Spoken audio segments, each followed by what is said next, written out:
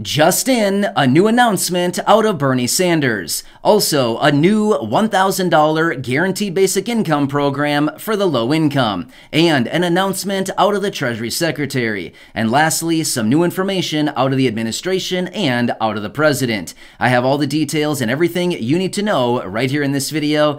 Let's get right into it. But really fast before we do, thank you so much for joining me. If you're new here or if you haven't done so yet, make sure to subscribe by hitting that button right down below the video, as I am your one and only daily advocate, and I am very much dedicated to you and this community to do all the research and to break it all down into these short videos so that you can stay updated with everything going on right now during this very busy time. So again, thanks so much for joining me. Please make sure to subscribe down below if you haven't done so yet, and let's get right into the update.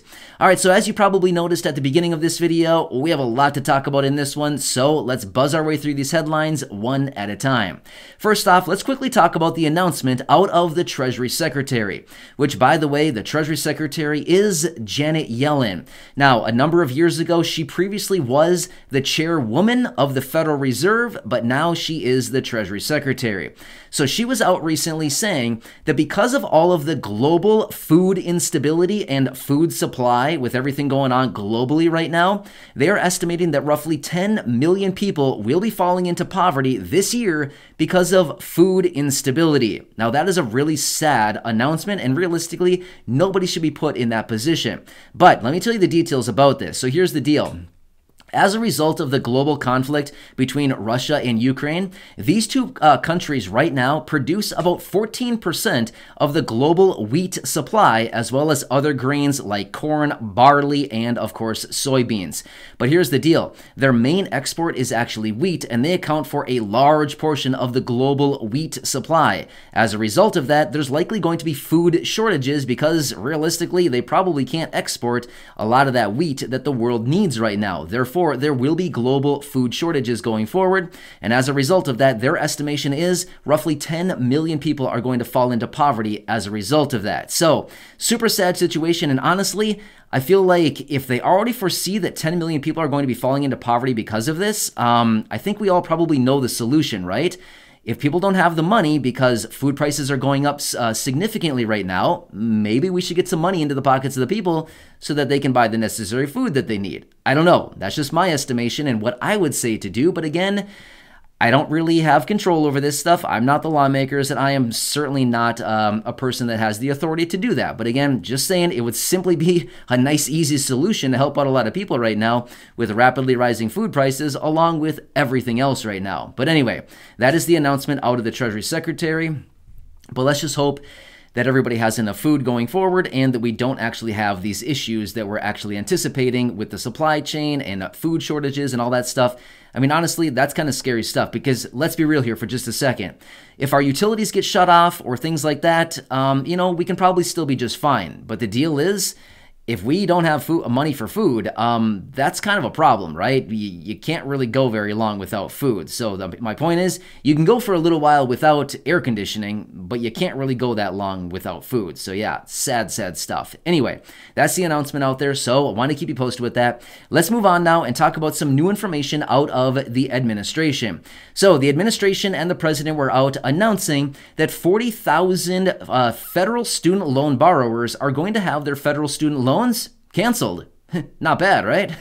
So, a couple weeks ago, we know that the president was out actually extending out the federal student loan forbearance period that was actually supposed to be ending at the end of April, but rather, or I should say the beginning of May, but now they've actually extended it out once again out until the end of August. So technically, as of right now, starting on September 1st, those federal student loan payments are supposed to be restarting, but they've already indicated they will be extending it out once again after that, or completely just straight up canceling all of the federal student loans. I do know that there are some of you here in the community that do have federal student loans because I've seen your comments down below. So if you do have those federal student loans, by all means, right now for the next few months, you're good to go. You don't need to pay on those. And let's just cross our fingers that if you're in that position, maybe they'll do something for you.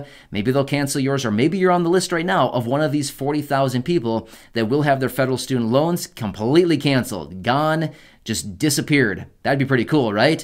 I mean, just imagine if you have a mortgage or if you have personal loans or an auto loan or credit card debt, something like that. How cool would it be if they just came in and it was just gone one day?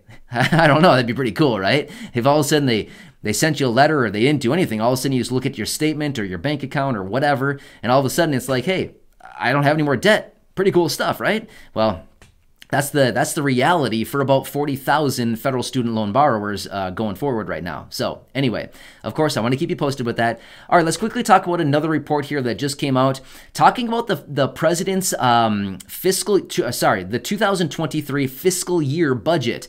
Now, this was announced probably about 3, maybe 4 weeks ago. The president came out and announced a $5.8 trillion 2023 fiscal year budget.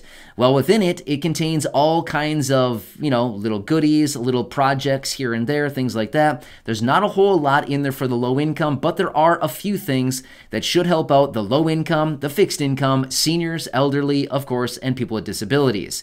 A lot of which are you right here in this community. And again, thanks so much for being here. I truly do appreciate you. But anyway, let me tell you the details about this.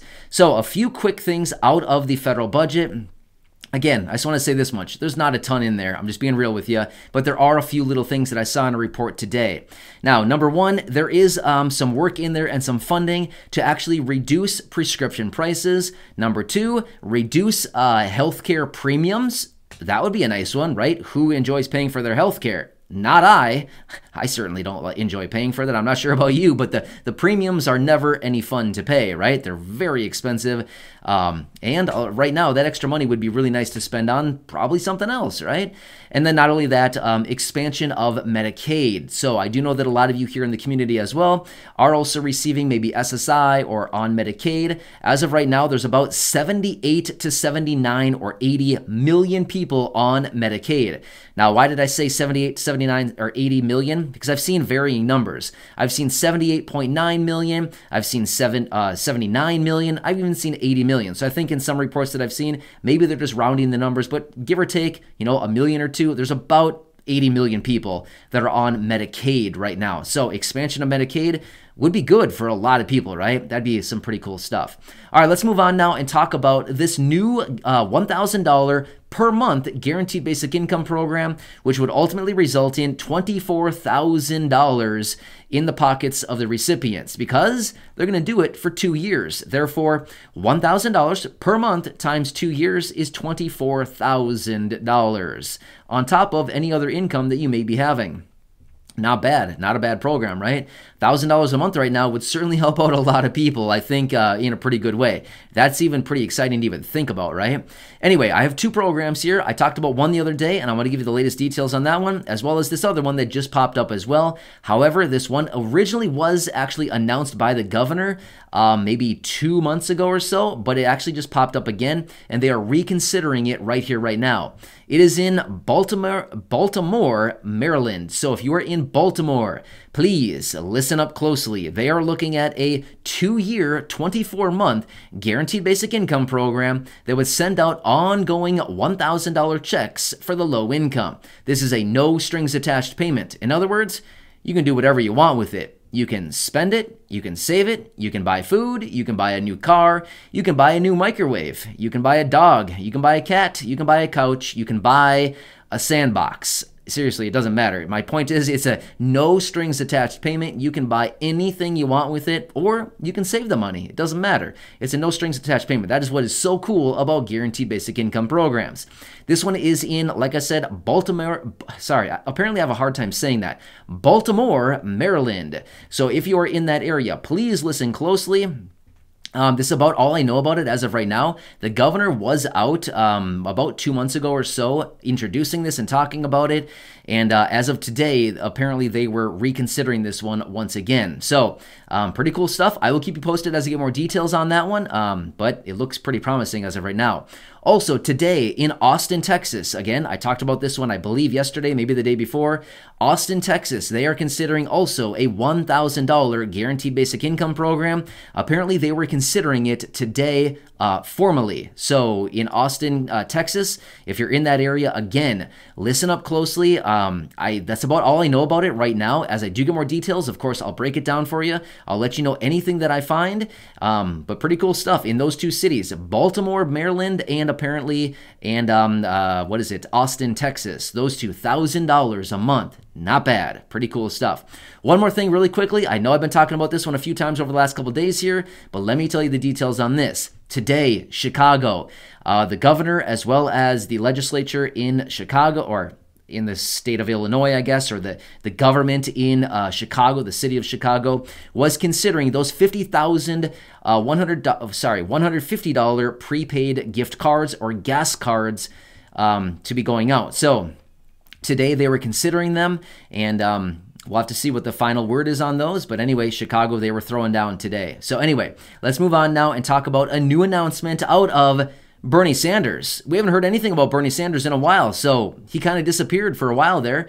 Not really, but honestly, we just haven't really seen anything out of him or any new announcements. But I do have something for you right here. Just a short time ago, an advisor to Bernie Sanders was out and said that if President Biden does not run for president in 2024, guess who is thinking about it? Yeah, you're right, Bernie Sanders. Yeah, right. So according to this advisor that was just out a couple hours ago, Bernie Sanders would likely be running for president in 2024 if the current president does not run in 2024. So we'll have to see what actually happens. That's a long time from right now. It's a few years away, but ultimately they got to start planting the seeds now because, you know, the presidential elections, they take a while. They need to start campaigning early and all the kinds of business. They need to start getting their names out there, get everybody acquainted with their policies that will never, ever be implemented. Again, that's not a political statement. We just all recognize the whole game that they all play. They play a pretty good game, but then when it comes time to actually do something in office, you know, we know the whole game, right? We know that virtually nothing ever gets done. Anyway, just saying, right? Again, sorry, not trying to make this a political statement, because I'm not at all. We all know it. It's both parties. It's all the people. They all do it. They promise a ton and deliver almost nothing, right? So, I mean, we all know this, right? We can see through the smoke and mirrors. We've been around long enough. I think all of us recognize this. And again, this is nothing against any party in particular. We've all seen it from everybody, right? So anyway, we just wish that they would actually follow through and do something that is promised to us, because ultimately that is what we vote on, right? We vote on the promises that are given to us during the blow and smoke phase. Let's just call it that. Anyway, good thing nobody watches my videos until the end, because I don't know. Maybe this will get me in trouble. I don't really know. I don't really think so. My point is, I think all of us recognize the games that are all played between politics. Yeah. Anyway, these are the updates that I have for you as of right now. So thanks again for watching. I truly appreciate it. I do know that some of you watch until the end, because honestly, I see your comments. I do read through them, and some comments come through right at the end, because I see it. You comment that things that I mentioned at the end of the video, so I'm sure a few of you will be leaving comments down below saying, haha, you're funny, or I don't know what else you would say. I don't know, but I appreciate your feedback regardless of what it is that you say. So if you have any questions or comments, leave that down below, as well as feedback. I do read as many comments as I possibly can each and every day. And of course, I do respond to as many as possible as well.